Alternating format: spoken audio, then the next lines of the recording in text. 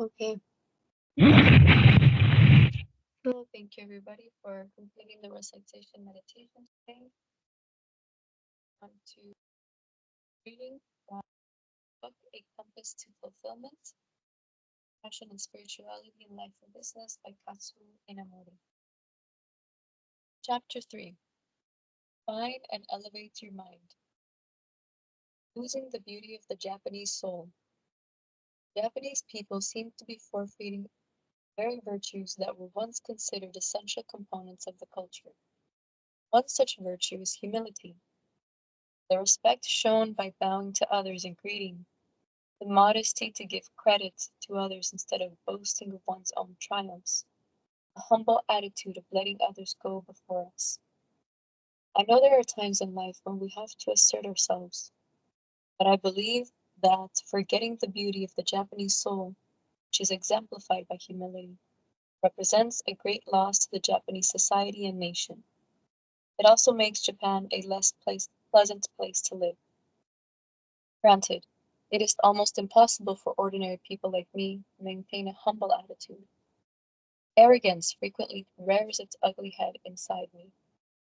I developed many new technologies and products in the virgin field of fine ceramics and guided the remarkably speedy growth of Kyocera. Consequently, I receive a great deal of attention and praise. When I attend meetings, I am offered the best seat and often asked for my opinion. Although I strive constantly to guard against my ego, sometimes a little voice inside my mind tells me that all my efforts and achievements have granted me the right to be treated better than others. That something subtly will make me aware that I'm enjoying all the attention, and I am reminded to take myself task for my lack of humility. I struggle with remaining humble often, despite my training as a Buddhist priest. Frankly, none of the talents I possess and none of the prestigious roles I have filled are necessarily uniquely mine. Someone else could have been born with my abilities, or achieved what I have accomplished just as easily. All I did was strive to polish the gifts that were given to me. I think that every talent we have has been entrusted to us. Perhaps loaned is the more appropriate term. Whatever special abilities I may have and whatever achievements I may have result from these talents are mine, yet they do not belong solely to me. Our abilities and actions are not meant to be monopolized like private possessions. Rather, they are meant to be used for others and for society. We should use them for the public good before using them for ourselves. When we use our talents for the benefit of others, I believe we are practicing the essence of humility. As the spirit of humility has diminished in Japanese society, I have noticed a corresponding increase in the number of people who view their talents as their personal property. This trend is especially evident among people in positions of leadership who ought to be setting a good example. Major companies with long traditions and impressive achievements recently have been plagued by scandal, indicating a weakening of their guiding precepts and ethical compass. Similarly, certain public officials have been exploiting their authority to line their pockets despite the fact they are paid from our taxes to represent us. The fact that these politicians use their abilities for corrupt purposes suggests that they believe their talents are their own, failing to recognize their talents as a trust from heaven. They use their abilities to satisfy their selfish desires rather to benefit others. So our story ends there, or his story ends there. This is such a great reminder of about being indebted, having gratitude for,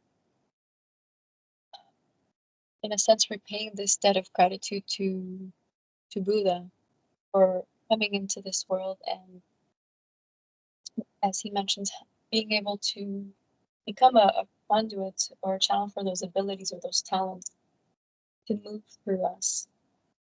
And what a great example of when we attach even to that, right? What we maybe in Western society might call our ego, when we attach to our ego, our what we believe makes us makes us ourself, and the attachments to this, whether it's an identity or specific talents or abilities that we have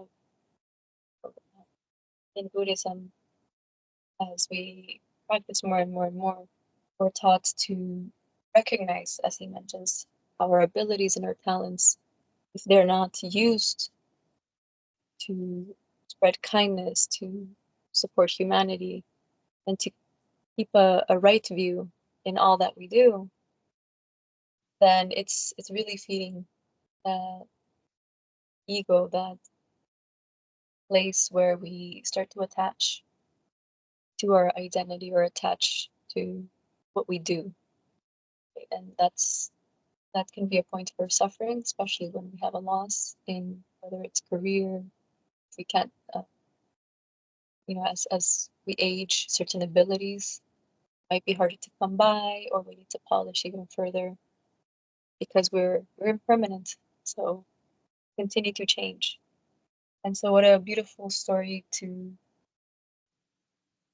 highlight the importance of recognizing that impermanence and constantly grounding ourselves in the Dharma, so that when we do receive praise or we do receive recognition for what we're putting out into the world, being a humble and balanced to recognize that, as it's mentioned in the last of our texts, after our recitation meditation, that um, we entrust ourselves to Amida Buddha, self-powered.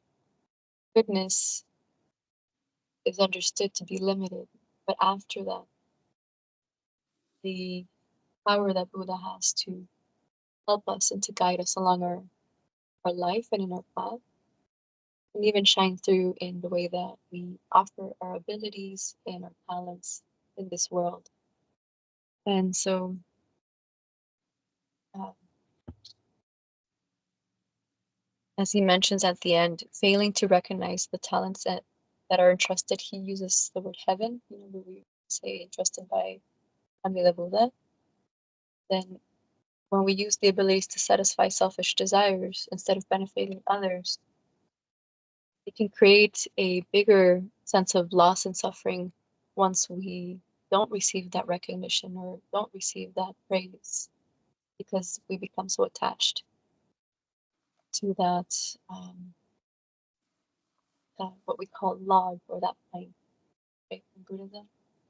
It's a great reminder to continue to polish ourselves and allow Buddha to guide us in this human experience, recognizing that all that we do is divinely guided by other power, and really showing us also our limitations as humans, which is the beauty of this experience as well. So that's our story for today.